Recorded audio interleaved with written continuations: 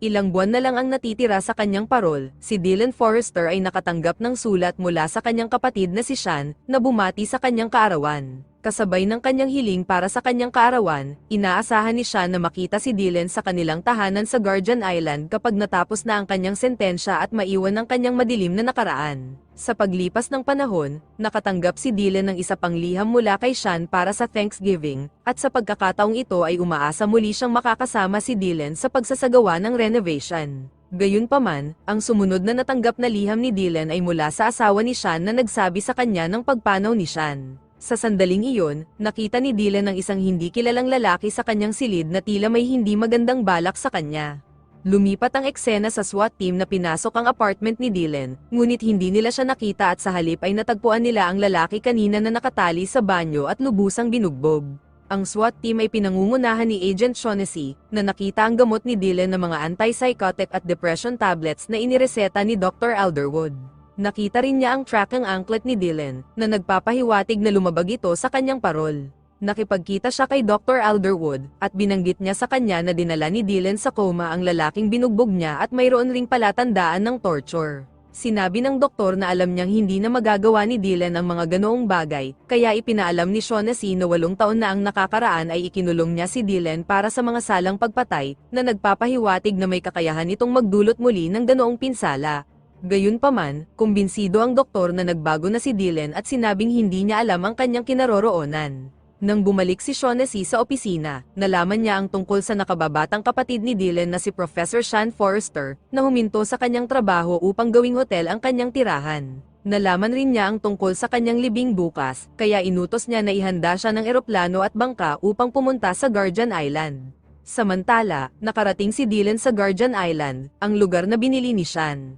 Nang siya ay makapunta sa bahay, nakita niya ang litrato sa libing ni Sean at maging ang isang painting ng isang lumang submarine. Sinalubong siya ng receptionist na si Joe, na nagdala sa kanyang silid. Pagkatapos ay nag-practice si Dylan ng kanyang mga sasabihin at gagawin kapag pumunta siya sa burol ni Sean. Nang tumunog ang kanyang relo, uminom si Dylan ng kanyang mga gamot. Pumunta siya sa baba at ginamit ang mga sinaulong kilos at salita sa kanyang ina na si Linda, ngunit makikitang galit na galit ito sa kanya. Hindi maintindihan ni Dylan ang kanyang tanong kung bakit siya naroroon, at nag-walkout na ang matanda dahil sa presensya nito. Nilapitan ni Dylan ang kanyang namayapang kapatid, ngunit napansin niya ang maruming mga kuko ni Sean at sugat sa kanyang leeg. Lumapit ang asawa ni Sean na si Susan, at ipinaliwanag kay Dylan na nahulog si Sean habang nagtatrabaho sa lighthouse. Ipinakilala niya si Hugh, isang trabahador doon at ang taong nakakita sa bangkay ni Sean. Humingi siya ng pasensya sa naging asal ni Linda sa kanya at sinabing dahil lang ito sa pagkawala ni Sean. Si Dylan naman na hindi nakakaramdam ng kahit ano ay nagtataka tungkol dito. Kinausap ni Susan si Linda tungkol sa nangyari, ngunit sinabi ni Linda na wala siyang pakialam dahil walang pakiramdam si Dylan. Dagdag pa niya na hindi alam ni Susan ang kanilang pinagdaanan noon, at ang mga masamang dinulot ni Dylan sa kanyang pamilya bilang isang kriminal. Samantala, nakilala ni Dylan ang kaibigan ni Sean na si Macy, at tinanggihan niya ang alok nitong inumin dahil hindi na raw siya umiinom. Ang isa pang kaibigan ni Sean na si Sheriff McCoy, ay ikinaintriga ang presensya doon ni Dylan. Sakto naman na nakatanggap siya ng tawag mula sa mga opisyal na nagpaalam sa kanya tungkol sa pagtakas ni Dylan sa kanyang parol. Sinabihan siya na papunta na roon ng FBI upang hulihin si Dylan at hiniling sa kanya na dakpin ng pansamantala ang kriminal. Pagkabalik sa kanyang silid, nakipag-ugnayan si Dylan kay Dr. Alderwood, na mahinahong nagpapaalala sa kanya na inumin ang kanyang mga pills, dahil pinapahintulutan siya ng mga ito na magkaroon ng kaunting pakiramdam upang maging maayos ang pakikitungo niya sa kanyang pamilya.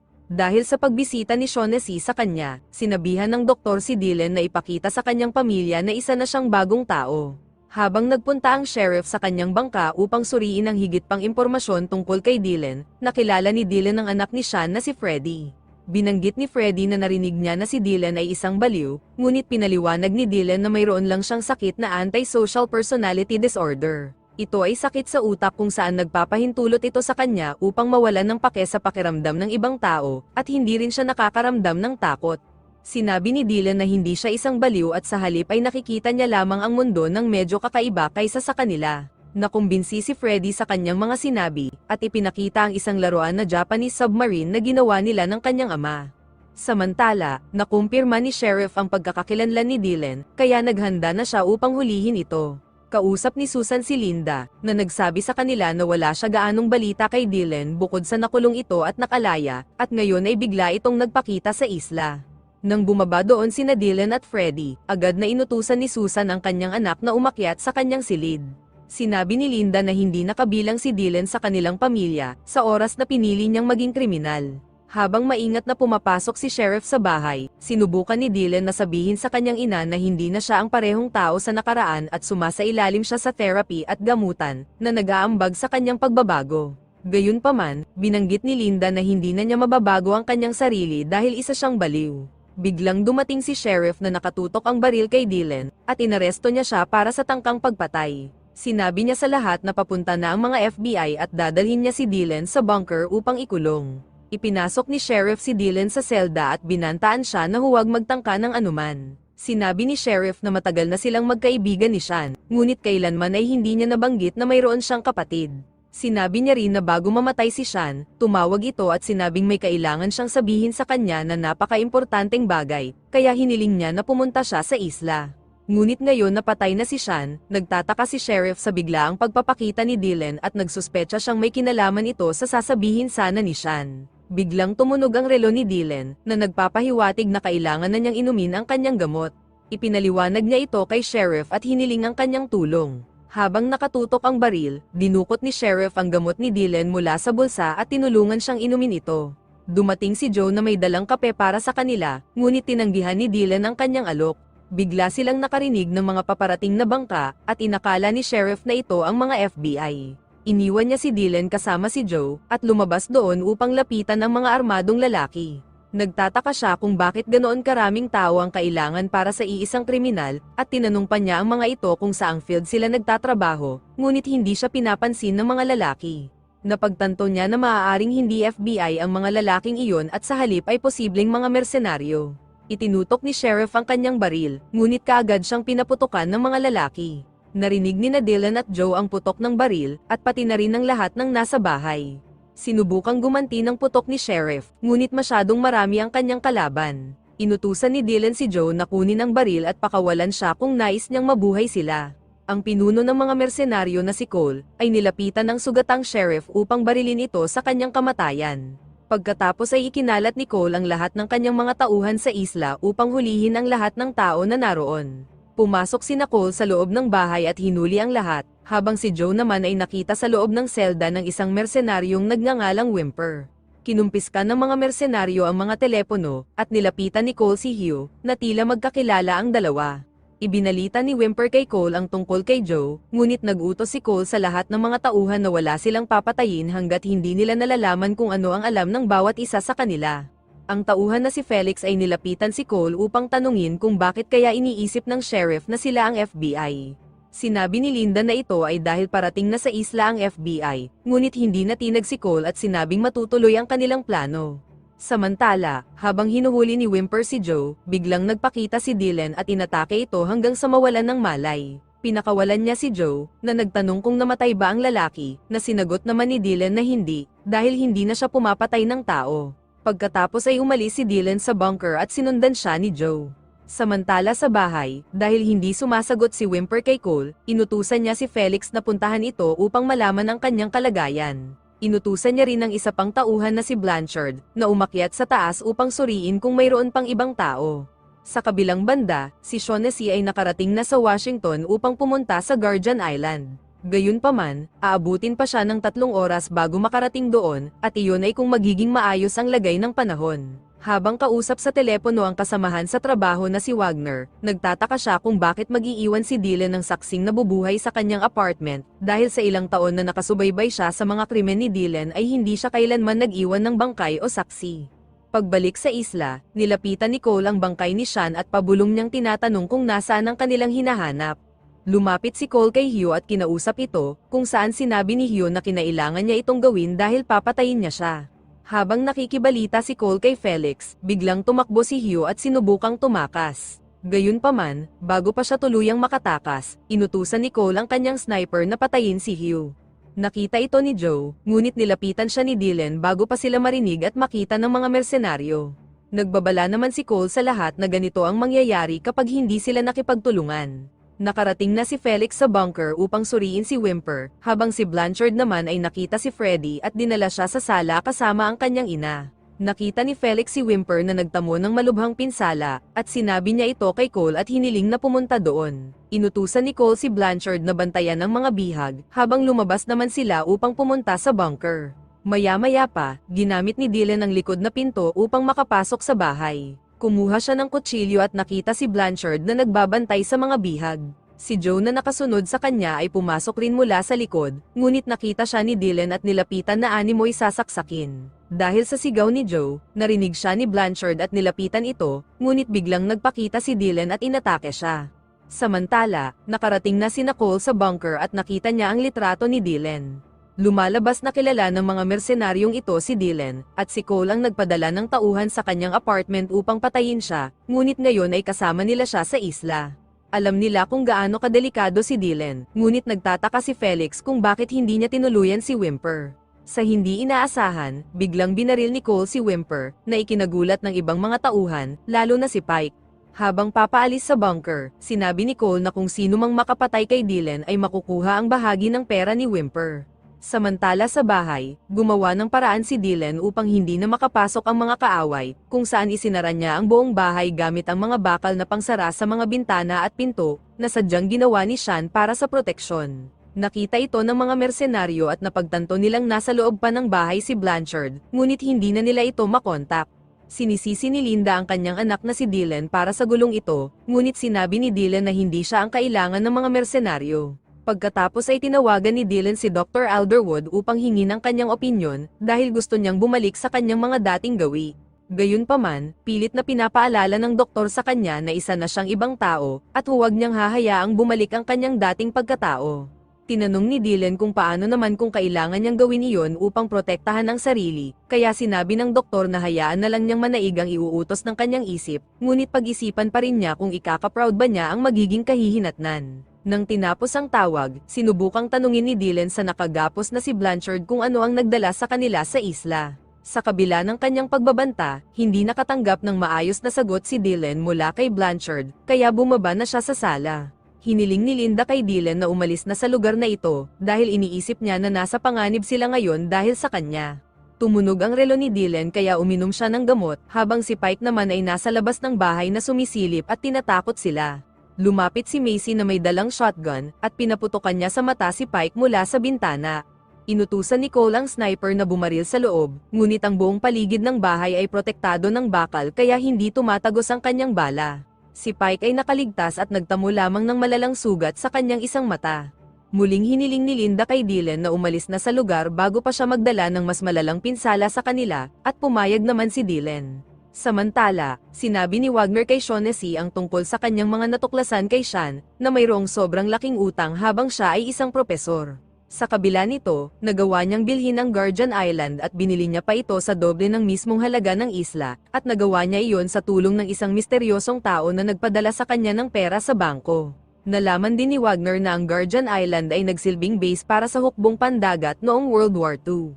Labis na naguluhan si Shaughnessy sa mga natuklasan niyang iyon, at inutusan niya si Wagner na alamin kung sino ang nagpadala ng pera kay Sean. Sa kabilang banda, habang papalabas si Dylan, tinanong niya kung paano talaga namatay si Sean, at sinabi muli ni Susan na nahulog ito sa lighthouse habang may inaayos doon. Tinanong rin ni Dylan kung gaano nakatagal nagtatrabaho si Hugh sa kanila, na sinagot naman ni Susan na mahigit 1 buwan pa lamang. Dumaan si Dylan sa likod ng bahay at sinundan ang mga palatandaan na sinabi ni Susan, habang inutusan naman ni Cole ang kanyang mga tauhan na kunin na ang kanilang mga gamit at makina. Habang nakatago, nakita ni Dylan ang kanilang pagkuha ng mga pala at isang makina mula sa kanilang bangka. Nang makabalik ang mga mersenaryo, nakita nila ang mensaheng iniwan ng mga tao sa loob, na nagpapaalam sa kanila tungkol sa pag-alis ni Dylan. Napagtanto ni Cole na tataka si Dylan at kukunin ang kanilang bangka, kaya inutusan niya ang sniper na atakihin ito. Nagawang maiwasan ni Dylan ang lahat ng bala, at matagumpay niyang naitakas ang isang bangka ng mga kalaban.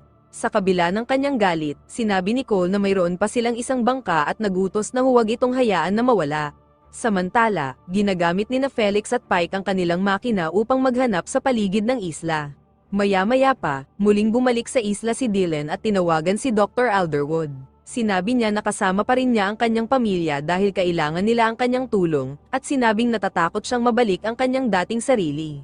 Iminungkahi naman ng doktor na huwag masyadong i-pressure ang kanyang sarili at subukang harapin ng isa-isa ang kanyang mga problema.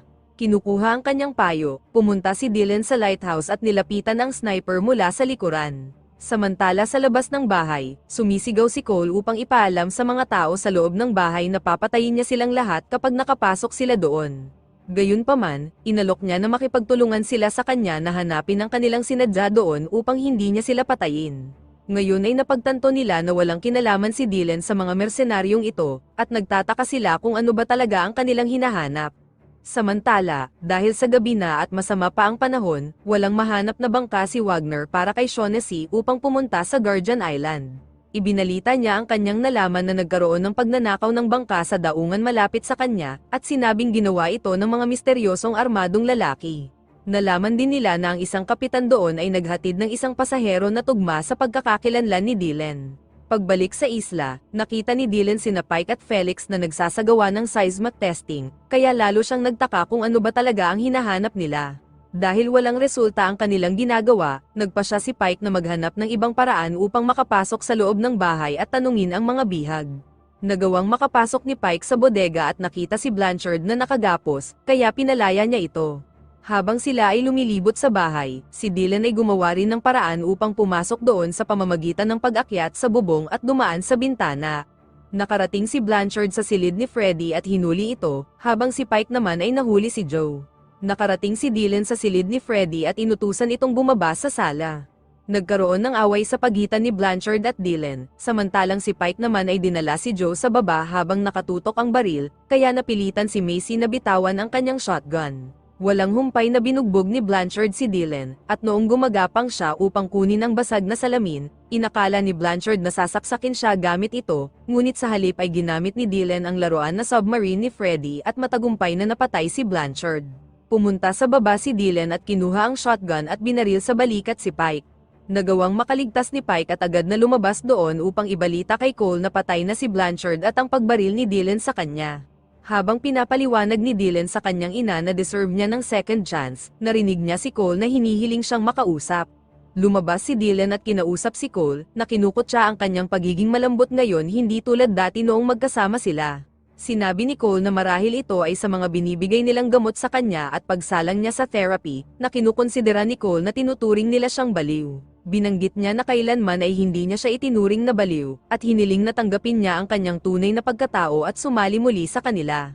Sinabi pa niya na malamang na nasabi sa kanya ni Sean kung ano ang narito sa isla. Gayunpaman, noong nalaman ni Cole na walang kaalam-alam si Dylan sa kanilang hinahanap, inutusan niya ang sniper na patayin siya, ngunit nakita niyang pinatay na pala ito ni Dylan kanina. Agad na bumalik si Dylan sa bahay at tinalakay sa mga kasama ang sinabi ni Cole tungkol kay Sean.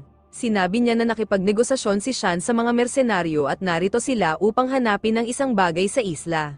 Idinagdag pa niya ang nakita niyang mga grasa ng makina sa mga kuko ni Sean, kaya naisip niyang hindi pagkahulog ang naging sanhi ng kanyang pagkamatay.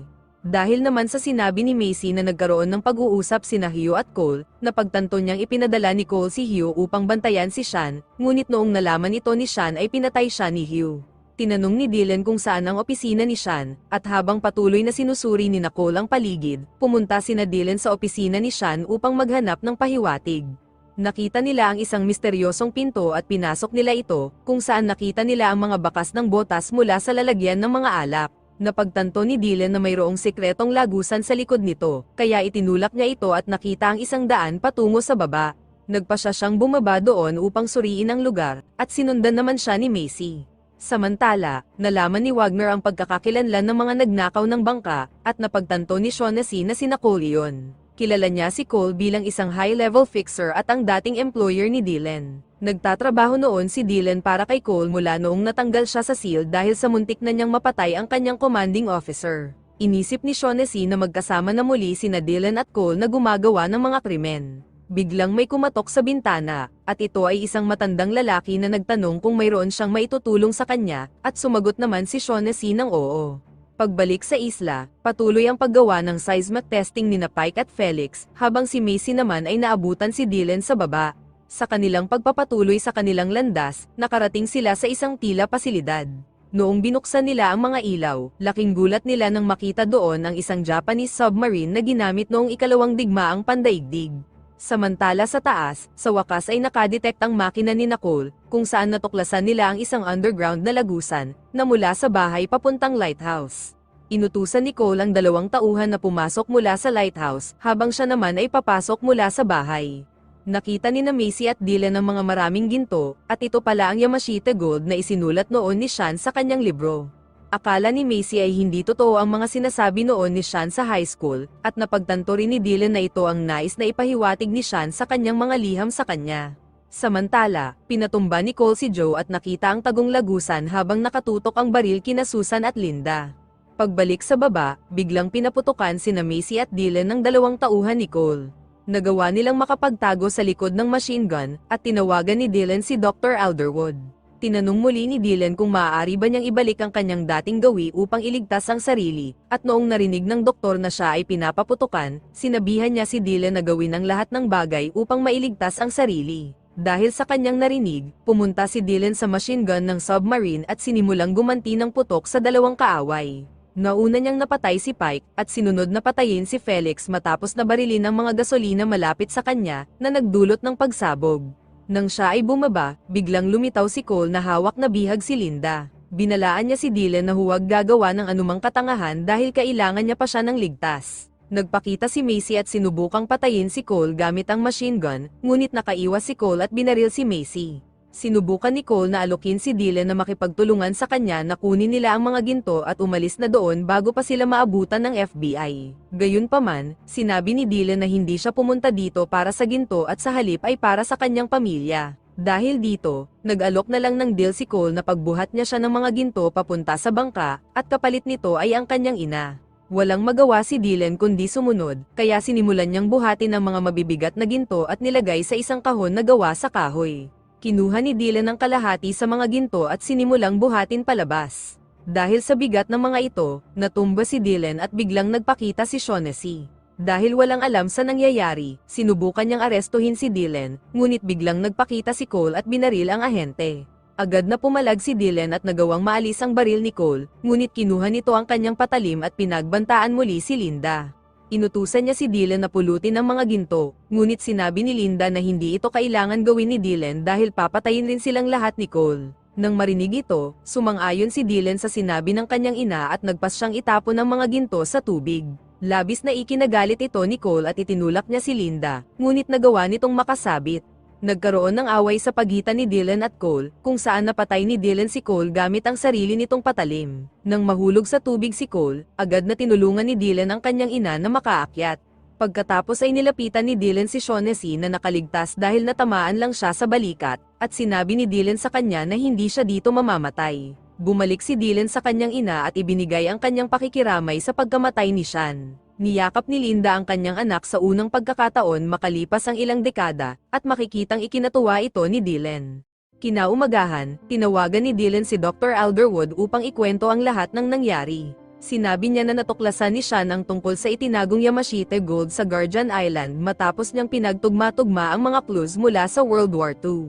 Kinailangan niyang umutang ng pera kay Cole upang mabili ang isla, ngunit bago pa makapagbayad si Sean ay pinapatay siya ni Cole. Sinabi ng doktor kay Dylan na siguradong hahabulin siya ng mga kaaway, ngunit sinabi ni Dylan na sanay na siya dito at kaya niya itong malampasan. Sinabi niya rin na sinigurado na niya ang kaligtasan ng kanyang pamilya at sinabing magpapakasarili muna siya ngayon. Nagpaalam na ang doktor sa kanya, itinapon ni Dylan ang kanyang mga gamot sa dagat, at dito na nagtatapos ang pelikula. Maraming salamat sa panunood. Sana ay nagustuhan mo ang pelikulang ito. Huwag kalimutang mag-like at subscribe, pati na rin ang notification bell para updated ka sa mga bagong upload.